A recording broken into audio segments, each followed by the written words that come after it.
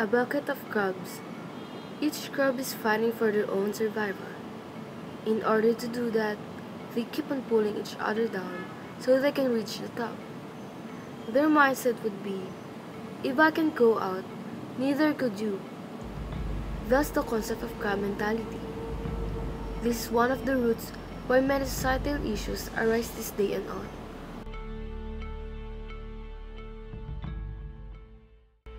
Social standing has become a comfort zone, a lifestyle, and an identity. The higher the standard, the higher the reputation. Thus, crab mentality is formed through this concept of social classes. Everybody wants to be on top. During the late 16th century, the natives lost all their rights to life, lost the ability to act and speak freely, and lost their right to own properties. The Spaniards had favorites. These favorites later became elites, more commonly known as the Ilustrados. They received properties and managed plantations in behalf of the Spaniards. By bringing their competitors down, they gained the chance to extol their own qualities. Going up the social ladder was a way of survival. Thus, the Indios crab mentality was born. This mentality was passed from one generation to another.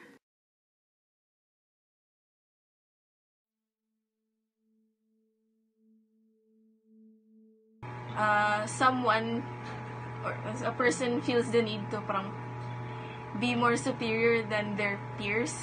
Yung ayaw nilang ikaw ay umangat, hinahata ka nila.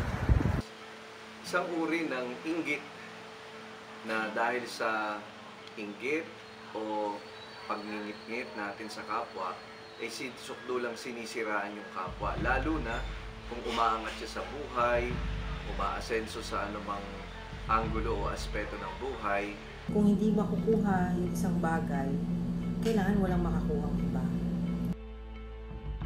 In schools, yeah, evident naman siya. Yung kunyari, may student na, sa class niya na parang, for example, known siya for being smart.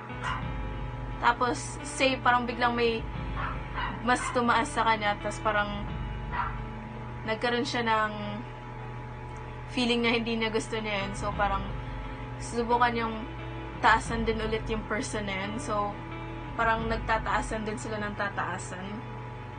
Paulit-ulit. So, yun. Kung saan mahigpit ang kompetisyon, yung mahirap ang buhay, talagang evident ang crab mentality. But they are not aware na yung ginagawa nila is a crab mentality. Kasi it's yung survival. Pag survival kasi, kailangan mong mabuhay. So, minsan nakakakuha ka ng isang mga bagay na hindi mo nalalaman na mali. Dahil sa sobrang tindi ng competition among employees or workers, yung achievement ng isang tao, ang nangyayari, madalas, sisiraan mo yung isa para huwag siya ma-promote, ganyan, o kaya ayaw niya na mas nakaangat sa kanya yung kasamaan niya sa opisina o sa isang grupo. Pwede kang maging mataas yung tingin mo sa sarili mo, or parang naglo-look down ka sa mga peers mo or mga classmates mo. Ang crab mentality ay nakakapagpabagal sa sistema natin. Yung pag-unlad natin, hindi tuloy tayo umuunlad na bumabagal kasi dahil din sa crab mentality. Ginagawa ang lahat, sinasabi nga, all the wrong moves, no? Pwedeng gumagawa ng istorya, pwedeng fake news, pwedeng basher, pwedeng maling mga paghahatol, yung harsh judgments na sinasabi. Lahat ng mga foul na pamamaraan para lamang na yung isang tao ay huwag magpatuloy yung kanyang tagumpay o masira ang kanyang buhay. Number one, mababawasan ng output o yung productivity ng yung goal ng isang company o isang tao. Dahil may crab mentality, the tendency is to pull down each other because ayaw mo nga, or ang thinking kasi ng mga ganitong klaseng tao na merong crab mentality is hilahin niya pababa yung kapwa niya, and ang the end result is negative. Imbes na magkaroon ng joint forces, ayun, so walang nababawasan yung output, productivity, and yung end result na dapat ma-achieve yung success, hindi siya ma-achieve ng 100%. May times na kunyari may competition kami by kada section. Sometimes kasi may isa kaming schoolmate na from another section, parang trip niya lang pumunta sa classroom namin. So parang mag-hangout siya dun saglit habang nagpa-practice kami or gumagawa kami ng props. Pero habang nandun siya, may nakukuha din siya information siyempre. So parang babalik siya sa classroom ng section niya, tas in information niya sasabihin niya dun sa classroom nila para parang may ways sila maisip na kung paano mas mapapaganda yung sa kanila kaysa din sa ginagawa namin. Alam ko to kasi may gumagawa din nun sa amin. So, parang ganun. So, statistics shows from the Global Economic Crime Survey that in the Philippines, 88 companies, half are either board of the C-suite or the board member. 36% of the local survey, sinasabi na yung economic crimes makukommit against them. And 25% of the local companies were asked to pay a bribe, while 17% sinasabi na maglo-loss sila ng opportunity to a competitor due to bribery. It just shows that crab mentality is truly evident in the society, especially in the business world, wherein some would take any measures just to lift themselves up, even if it means stepping into others. Well, ito yung causes ng crab mentality. Unang-una sa lahat, envious and bitter feeling when they see others improving. Yung hindi siya pumapayag na may mas aangat pa sa kanya. Tapos, yung pangalawa, too proud of themselves. Yung tipong may ikukwento ka pa lang, may pangontra na agad sa'yo. Yung ganon. Tapos yung pangatlo, all of us are his or her competitors. Wala siyang itinuturing na totoong kaibigan sa atin. Iniisip niya na ang lahat ng taong nakapaligid sa kanya ay kakompetensya niya.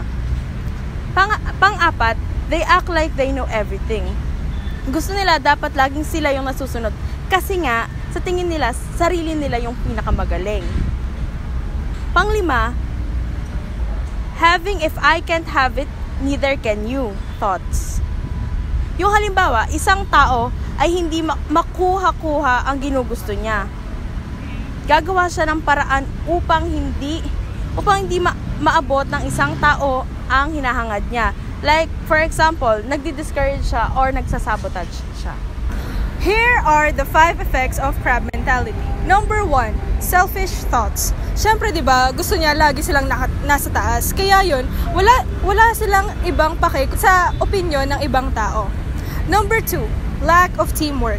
Since gusto niya lagi siyang nasa taas, nasusunod siyempre yung gusto niya, at saka iba-iba rin naman ang perspective ng isang tao. Kaya hindi talaga may iwasan na magkakaroon ng conflict. Number 3, holding up progress. Since yun nga, mawawalan ng teamwork, syempre hindi na makakagawa ng ayos ang isang grupo. Kasi ayaw na nilang makinig sa isa't isa. Number 4, misunderstanding. Since yun nga, iba-iba perspective ng isang tao, syempre hindi maiwasan na magkakaroon ng misunderstanding. Kasi lalo na kung may crab mentality ka, lahat ng gusto niya masusunod. Feeling niya, lahat kakompetensya niya. Syempre naman, kukontrahin siya ng ibang tao, kaya nagkakaroon ng misunderstanding. And number 5, chaos. Lastly, misunderstanding leads to chaos. Hindi talaga maiiwasan ang pagkakagulo, lalong-lalo na kung ayaw nilang makinig sa isa't isa. Lalo na sa taong may crab mentality, syempre para sa kanila, tama sila lagi. Feeling nila lahat na sinasabi nila tama. Not everyone is aware that what they're doing is crab mentality. Because the mechanism of survival during the Spanish colonization has become a way of living.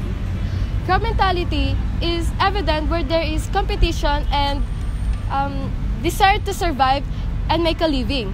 Although it helps one person to succeed, it brings down the society or unity of a group down.